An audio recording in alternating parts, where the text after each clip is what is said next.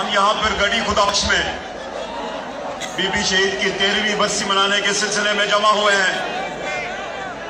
मैं अपने मोअज़्ज़िज़ मेहमान को बुलाने से कबल मैं कुछ गिलगित बल्तिस्तान की ताज़ा तरीन सूरत हाल को आपके सामने पेश भी करूंगा और मैं अपनी शहीद कायद बीबी रानी को खराज तहसीन भी पेश करूंगा, उसको सलाम अक़ीदत भी पेश करूंगा। बीबी शहीद की 13वीं बरसी के सिलसिले में हम यहाँ पे जमा हैं। हम उस अपने महबूब कायद को जिसने सारी उम्र इस पाकिस्तान के अंदर जमहूरियत के इस्तेहकाम के लिए कुर्बानियां दी,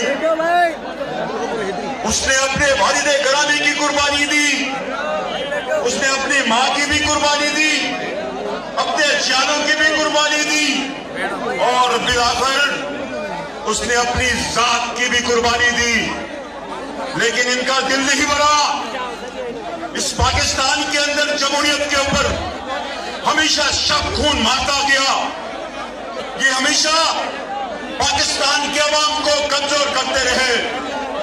पाकिस्तान के अंदर इन लोगों ने अपना फार्मूला तब्दील किया। पहले ये बनफ्से नफीस आके हुकूमतें करते थे, अब इन्होंने रास्ता तब्दील किया है। अब ये मस्खरों के जरिए हुकूमत करना चाहते हैं, अब ये कठपुतलियों के जरिए हुकूमत करना चाहते हैं, अब ये सेलेक्टिव्स के जरिए हुकूमत करना चाहते हैं। मैं आपको बताना चाहता हूं कि 2020 में नवंबर में जो इलेक्शन हुआ है गिलगित बल्तिस्तान में, हमारे चेयरमैन ने बिलावल भुट्टो जरदारी को मैं खराज तहसीन पेश करता हूं।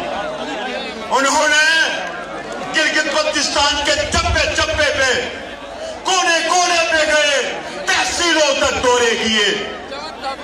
हमें बताया गया कि आप बिलावल भुट्टो जरदारी को गिलगित बल्तिस्तान न लाए, हम आपको 2/3 अक्सरियत हुकूमत देंगे। हमें बताया गया कि आप पीपल्स पार्टी का नाम न ले, आपको हुकूमत दी जाएगी। हमें बताया गया कि आप बीबी शहीद का नाम न ले, आपको हुकूमत दी जाएगी। हमें बताया गया कि आप भुट्टो का नाम न ले, आपको हुकूमत दी जाएगी। हम ऐसी हुकूमतों पे लानत भेजते हैं। अगर हुकूमत करेंगे तो भुट्टो शहीद के नाम पे करेंगे, अगर हम हुकूमत करेंगे तो बीबी शहीद के नाम पे करेंगे, अगर हम हुकूमत करेंगे तो बिलावल भुट्टो के नाम पे करेंगे। ये जो धांधली का सिलसिला पाकिस्तान के अंदर शुरू हुआ था, उसी का रेप्लिका गिलगित बल्तिस्तान पे बनाया गया, उसी को रेप्लिकेट किया गया और जिस तरह की धांधली हुई वो पूरी दुनिया ने देखा। पाकिस्तान पीपल्स पार्टी के नाम से जिनको